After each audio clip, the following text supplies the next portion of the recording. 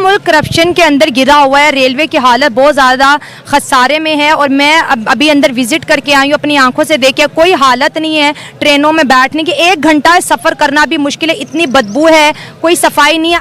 हम तो सारे रेलवे ट्रैक्स जो है वो तो हम खा पी गए बेच के, ट्रेनों पे हमने कभी कोई तवज्जो दी नहीं। जो भी हुकूमत आई इर्रिस्पेक्टिव ऑफ एनी डिस्क्रिमिनेशन, हर एक ने इंडिया का जो अभी ट्रेन का निज़ाम है वो दुनिया का नंबर 1 हो गया, नंबर 1 पर आ गया। वो इस किस्म का स्ट्रगल कर रहा है नरेंद्र मोदी जब से इंडिया का जो प्राइम मिनिस्टर है वो जब से आया कि निज़ाम ही चेंज कर दिया पूरी इंडिया का। पहले तो हम बोलते थे ना वी प्राउड टू बी ए पाकिस्तानी, लेकिन यकीन करें कि अब शर्म आती है। ये कि इलेक्ट्रिफिकेशन इंडिया में 90% है, 90% हाँ। जिससे ज्यादा ट्रेन जो है ना, और इंडिया में भी हाइपर लूप और बुलेट ट्रेन पता नहीं, और अंडर वाटर भी कुछ सुनने में आ रहा था। अंडर वाटर, हाँ, तो मतलब है कि ऐसे ही तो नहीं इंडिया नंबर 3 या नंबर 4 में बैठा हुआ ना। हमने अपने आप को किस तरह से शो किया हुआ है, पूरी दुनिया भाई हमसे भागती है। हमारे शहबाज शरीफ साहब का बयान है कि मैं किसी से मिलने जाता हूं तो वो कोई भी मुल्क का दूसरा वज़ीर-ए-आज़म मेरे से आंखों में आंखें डाल कर। दोस्तों जय हिंद। बहुत ही जल्द इंडियन रेलवे सुविधाओं के मामले में जापान, चाइना, अमेरिका जैसे देशों को पीछे छोड़कर प्रथम पायदान पर पहुंच जाएगा। इसका कारण यह है कि इंडियन रेलवे बहुत ही तेजी से मॉडर्न और एडवांस बन रही है। इसका सकारात्मक प्रभाव हमारे देश की अर्थव्यवस्था के विकास से पता चल रहा है। डेवलपमेंट इस वजह से होगी, लेकिन रेलवे का सिस्टम ऐसा सिस्टम है जो कि एक ही था। और ये मैं बड़ी ऑथेंटिक बात देखने वालों के लिए भी बता रहा हूँ और आपको भी बता रहा हूँ कि टाइम पे कोलकाता से या इंडिया से मतलब ये है कि पिंडी तक, पाकिस्तान का जो अभी सिटी है पिंडी, ऐसे ही होता था। एक ही रेलवे स्टेशन था, वो बड़े से जो भी है वो एक ही था। अब उन्होंने इम्प्रूवमेंट्स किए, डेवलपमेंट्स किए हैं, तो वो अब उनकी बात करें आप मीडिया। आप वो भाई को भी मैं कहूंगा कि यार उन पे मजीद आप टॉक करें, शोज करें। इस पे क्या वजह है कि हम अपने रेलवे सिस्टम को इतना क्यों खराब कर चुके हैं? क्या वजह है कि अब हमारा रेलवे सिस्टम डेवलपमेंट की तरफ? मैं तो सिर्फ यही करूंगा कि हमारे जो पॉलिटिशियन हैं उनकी जो करप्शन है, जो पिछले जो वजीर थे रेलवे, अब मैं क्या कहूँ, पीपल पार्टी से पिछले लिए बगैर, वैसे मैं कहता हूँ एक नाम नहीं ले रहा, बहुत से मिनिस्टर्स हैं, उन्होंने बहुत ज्यादा इनको दवालिया कर दिया रेलवे को, अब प्राइवेटाइज कर दिया है। अब जब से प्राइवेटाइज हुआ है कुछ ना कुछ बेहतरी हुई है, क्योंकि मेरे अपने जो है रिलेटिव्स हैं वो अब उन्होंने जॉब किया है वहाँ, वो ये कह रहे हैं प्राइवेटाइजेशन से बेहतरी हुई है। मैं उसकी रीजन बताता। पिछले 9 वर्षों में देश ने विकास के नित नए रिकॉर्ड बनाए हैं। पिछले 9 वर्षों में देश ने लगातार वर्ल्ड क्लास इंफ्रास्ट्रक्चर का निर्माण किया है। माननीय प्रधानमंत्री श्री नरेंद्र मोदी जी के ऊर्जावान नेतृत्व में जिस स्पीड और स्केल के साथ इन 9 वर्षों में आधुनिक इंफ्रास्ट्रक्चर बने हैं, उसने विकसित भारत की मजबूत आधारशिला रखी है। देश की लाइफलाइन भारतीय रेल का भी कायाकल्प हुआ है और जन जन की रेल अधिक तेज, आधुनिक, स्वच्छ, सुविधाजनक और सुरक्षित बनी है। राजस्थान सहित देश भर में आज रेल की बदलती तस्वीर आगे बढ़ते भारत का ही अभिनव प्रतिबिंब है। रेलवे लाइनों के साथ साथ राजस्थान के रेलवे स्टेशनों का भी कायाकल्प किया जा रहा है। रेलवे में गेज परिवर्तन और दोहरीकरण के जो काम बीते वर्षों में हुए हैं, उनका बहुत बड़ा लाभ राजस्थान के जनजातीय क्षेत्रों को हुआ। राजस्थान के पर्यटन और सामरिक महत्व को समझते हुए माननीय प्रधानमंत्री श्री नरेंद्र मोदी जी ने प्रदेशवासियों को रेलवे की लगातार महत्वपूर्ण सौगातें दी हैं। इन्हीं प्रयासों को जारी रखते हुए आज लगभग 1500 करोड़ रुपए लागत की 3 रेलवे परियोजनाओं का शिलान्यास किया जा रहा है। भगवान श्रीनाथ जी के दर्शनों के लिए प्रतिवर्ष लाखों श्रद्धालु नाथ द्वारा आते हैं। श्रद्धालुओं को बेहतर रेल साधन मिले, इसके लिए मावली नाथ द्वारा से मारवाड़ की ओर जाने वाली रेल लाइन का देवगढ़ मदारिया से परिवर्तित लाइन तक 83 किलोमीटर रेल लाइन का गेज परिवर्तन किया जा रहा है।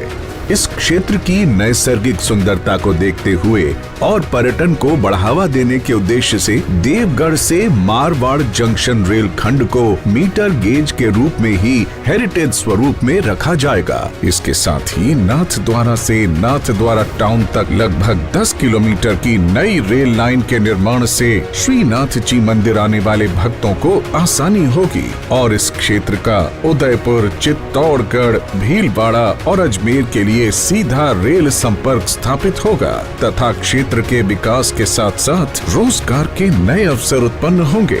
प्रधानमंत्री नरेंद्र मोदी जी रेलवे स्टेशनों को अत्याधुनिक बनाने के विजन के तहत राजस्थान के प्रमुख पर्यटक स्थल उदयपुर में उदयपुर सिटी रेलवे स्टेशन की रीडेवलपमेंट की आधारशिला रख रहे हैं। उदयपुर सिटी रेलवे स्टेशन पर यात्रियों के लिए 354 करोड़ रुपए से अधिक की लागत से आधुनिक सुविधाएं विकसित की जाएंगी। यहाँ 72 मीटर चौड़ाई का विशाल एयर कॉन्कोर्स होगा जिसमें food court, cafeteria, shopping mall, waiting और प्ले एरिया जैसी सुविधाएं होगी। लिफ्ट, एस्केलेटर, दिव्यांग जन अनुकूल सुविधाएं, सीसीटीवी कैमरे, भूमिगत पार्किंग और स्काई वॉक आदि यात्रियों की सहूलियत बढ़ाएंगे। भारत सरकार की इन सभी अत्याधुनिक परियोजनाओं से राजस्थान विकास और उज्जवल भविष्य की ओर तेजी से अग्रसर होगा और देश के विकास में अग्रणी भूमिका निभाएगा।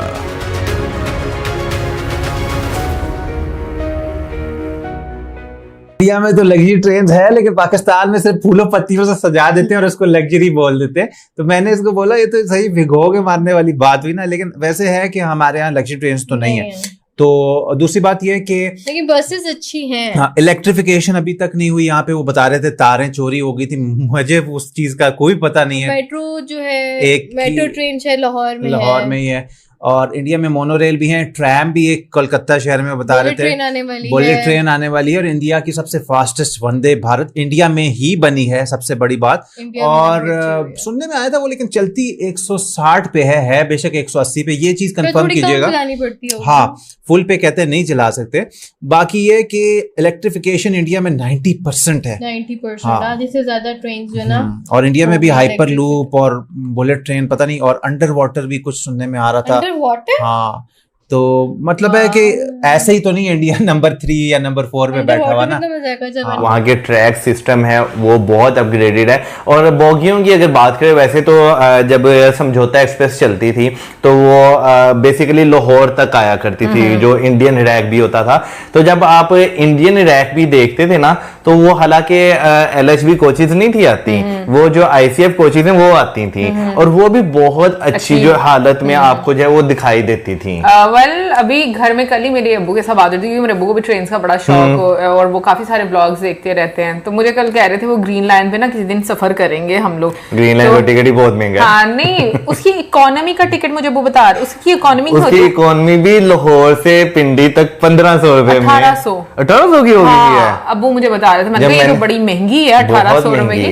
लेकिन मैं तुम्हें ये बता रही हूँ कि जैसे मतलब बीच में मतलब डिफरेंट लोगों से उन्होंने बात की, तो सीरियसली मुझे ना इसीलिए लगता है कि पाकिस्तान की चीजें जो है ना वो सही क्यों नहीं होती, क्योंकि हम लोग ना मानते नहीं है, कवर अप कर जाते हैं। है, और जो प्रॉब्लम है उसको मुझे लगता है डायरेक्टली एड्रेस करना चाहिए कि भाई हाँ, हमारे सिस्टम में हमारी चीजों में ये कमी है, और हमारे नेबर कंट्री की अगर ये चीजें हमसे बेहतर है तो हमें उनको अप्रिशिएट करके, बल्कि ये सोचना चाहिए कि हमें भी इस तरह की सर्विसेज जो है वो प्रोवाइड करनी। हालांकि अगर देखा जाए ना, थोड़ी सी मेहनत की जरूरत है, जो है ना, जैसे कोचेज है पाकिस्तान में आपको LHB रैक्स भी जो है वो देखने को जो है। हालांकि अब भारत सरकार ने जो भारतीय रेलवे में 1 लाख करोड़ रुपए का नया प्रोजेक्ट लॉन्च किया है, तो इस पर आपकी क्या प्रतिक्रिया है? आप यहाँ पर क्या सोचते हो? अपना जवाब मुझे नीचे कॉमेंट में जरूर बताएं, और अगर आपको ये वीडियो अच्छी लगी है तो प्लीज इस चैनल को सब्सक्राइब करके बेल आइकन जरूर दबाएं।